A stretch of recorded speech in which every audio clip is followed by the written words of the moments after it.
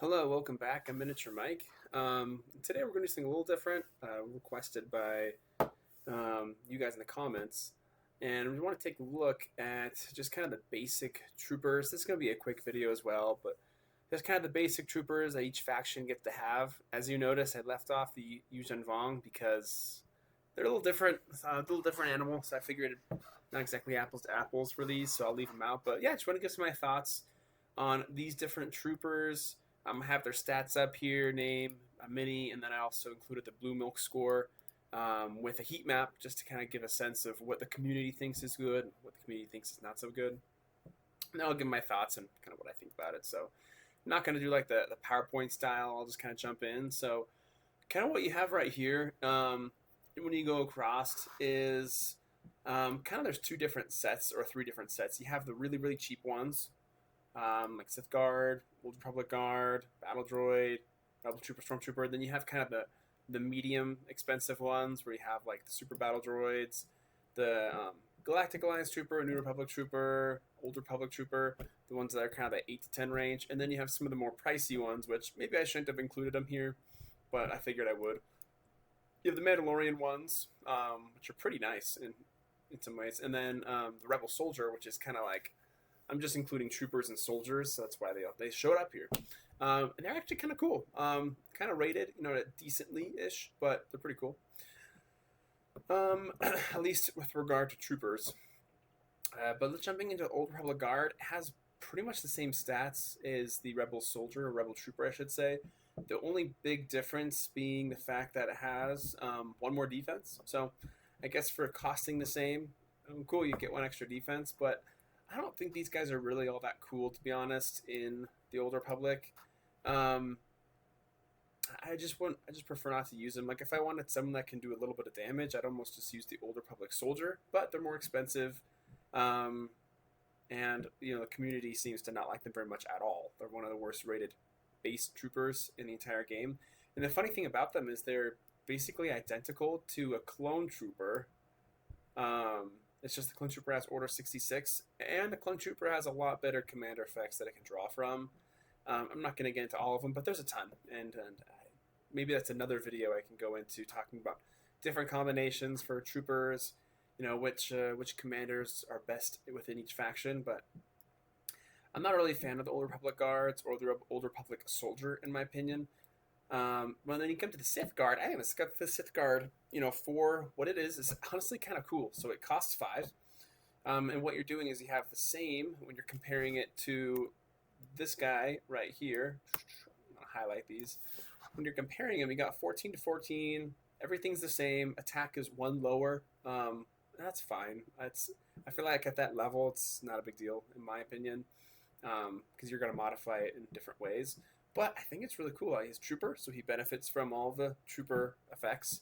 But then he has quick reactions too, which is, it's not like you're gonna see it very often, but if you have a lot of these things, it can be a little deterrent for people to do quick attack of opportunities against you. So I'd like to hear what your thoughts are on that particular type of thing. But I think there's just more utilitarian value in the Sith Guard than there is in the Old Republic Guard. At least he has some flavor. Sith Trooper, I personally really like what Sith Troopers look like. I think they're really, really cool looking. And when you compare them to the Old Republic Trooper, which is their typical counterpart, you basically have just a trade-off of stats. So they have slightly better defense, and they're sacrificing 1 attack.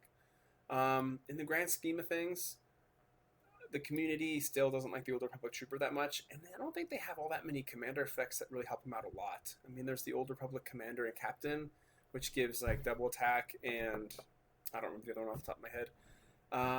Whereas the Sith Trooper and Sith Guard, they get Deadeye, they get double attack, and then they can get some other things from other people in Sith. There's not too many options, to be honest. Troopers honestly don't work wonderfully in Old Republic. They have some value, I guess, in the Sith team a little bit, but I feel like in both teams it's just not quite the feature, I should say. But moving on from these ones, we get to much more expensive troopers. So the troopers and soldiers for the Mandalorians, they're really more special. They're more intense. They aren't necessarily rated all that great. 6.6 is a very average rating for blue milk. And then the Mandalorian soldier getting the 5.21. While in relation to these troopers, it's not very good.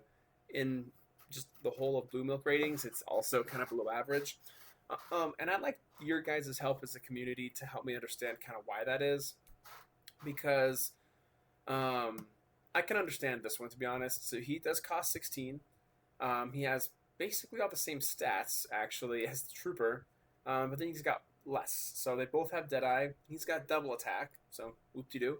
But he's got cunning attack and he has stealth. So in some ways you could say cunning attack can kind of take the place of double, since you're doing the same amount of damage on one attack, but better stuff going on, better attack. You have 12 attack at that point. But I would agree with these rankings down here. I think the Mandalorian Trooper is someone you should use always. I just don't really see, if you're going to use a Trooper from Mandalorians, and Mandalorians, they got some great commander effects to go around. Great commander effects going around. I'd prefer to use the Troopers if I was going to use them. Like, you have the same stats. They're cheaper, and they have stealth, which is awesome. Nice to have Deadeye and cunning attack, so you can get 30 damage off. So I guess this guy could technically do more damage if all things work out. But I'd rather just have I'd rather have what this guy offers, and so I would agree that 6.63 makes a lot of sense. But Mandalorians, they got some really nice non-unique, different types of figures to use, and we'll go through Mandalorian characters at some point in the future, kind of break down what they all do. There's some melee ones, there's some awesome shooting ones, there's the older ones from Bounty Hunters, which are not quite as cool anymore, but some of them are all right, and some of the newer ones that have I believe this is like the Neo Crusader look or whatever, is pretty cool. They're just better. When it comes to the Clone Wars era things, so Clone Troopers are fine. I know if you kind of look at them compared to an older Republic Trooper, you're like, wait a second, they're more expensive by one, and they do the exact same stuff. I don't know exactly what the reason for it is. Maybe it's just the way they accidentally balanced it, but Clone Troopers do benefit a lot more from commander effects. So many more. There's so many things that are specific to Order 66, which can help them out a lot. And the thing I do like about them... Oh! Excuse me. I misspoke. They have 2 more attack than these guys. They have these guys do 6 attack. The Clone Trooper has 8. So that is my mistake. Is that for reals? They do have 8 attack. That's right. Okay, that helps a lot. So in a way, you can say Clone Trooper is like a cheap glass cannon. Bad defense, no hit points, of course, but they got decent attack and 20 damage. In general, clones tend to have a much higher attack on average than other things, which is kind of nice. So I think Clone Troopers is like a base trooper. There's a lot of other different clones out there that are more fun, obviously, but as a base trooper, I think they're totally fine. Just make sure I think giving them things like mobile attack can be really helpful to keep that longevity going. But yeah, battle droids, they're almost 7. So I know on my tier list rankings, I gave them a D tier. And the whole point of giving a D tier back then was to say, like, part of it was, maybe I didn't think about it hard enough when I was doing it, but also was like, okay, just as itself, kind of what does it offer?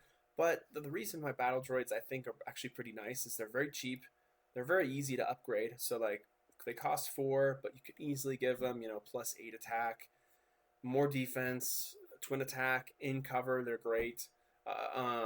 Once you add all those things together, so you can have like 17 defense in cover, obviously with like General Grievous and add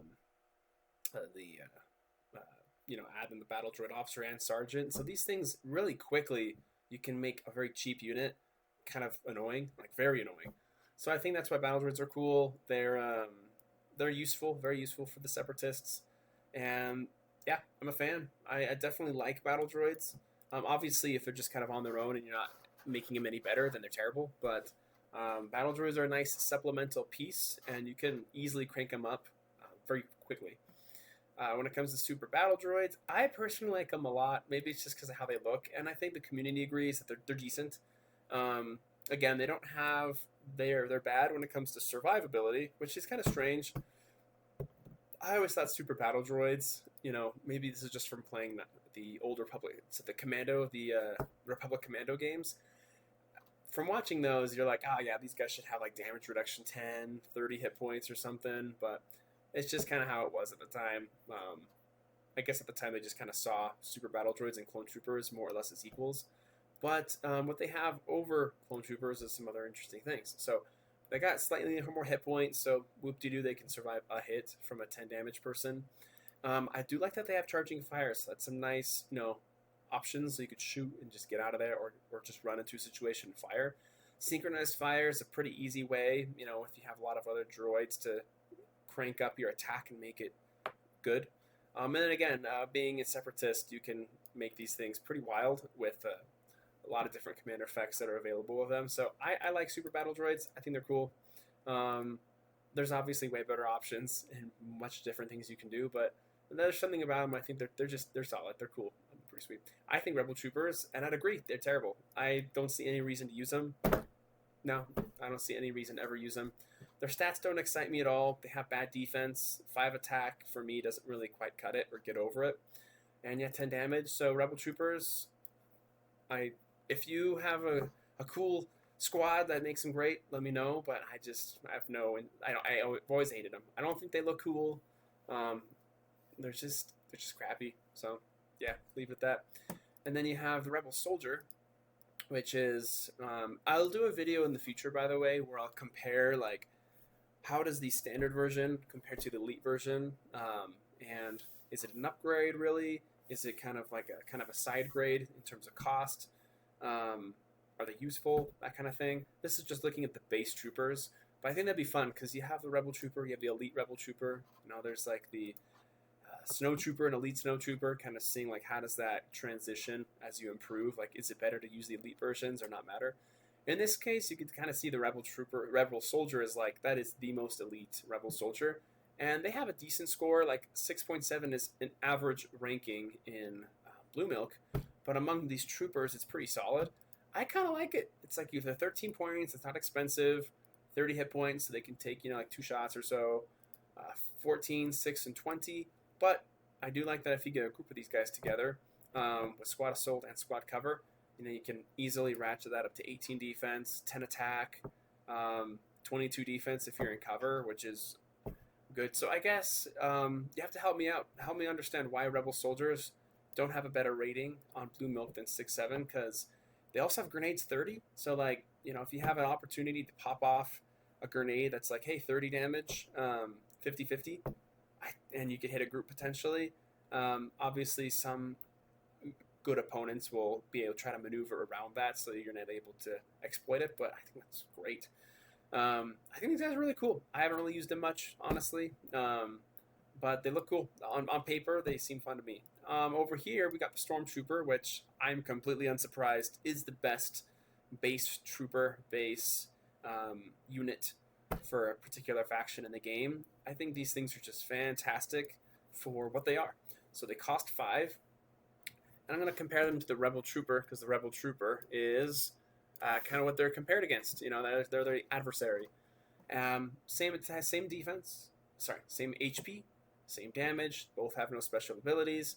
However, the big difference here is the Stormtroopers have a lot of defense for a cheap unit, like a lot of defense. 16 is really nice for something that costs this little. Like, everyone's looking at like 13, 9, 12 for someone this cheap, 13. Heck, even this has 14 base defense. This has 13, but like 16, and in cover they have 20 defense for a 5. It's crazy. And of course, the trade-off is they don't have good attack. When you look at the Rebel Trooper, it's like they have 3 less defense, but 1 more attack. I just don't think that that's a very great trade-off at all. So I think these stink, and I think Stormtroopers are so great. They're really malleable.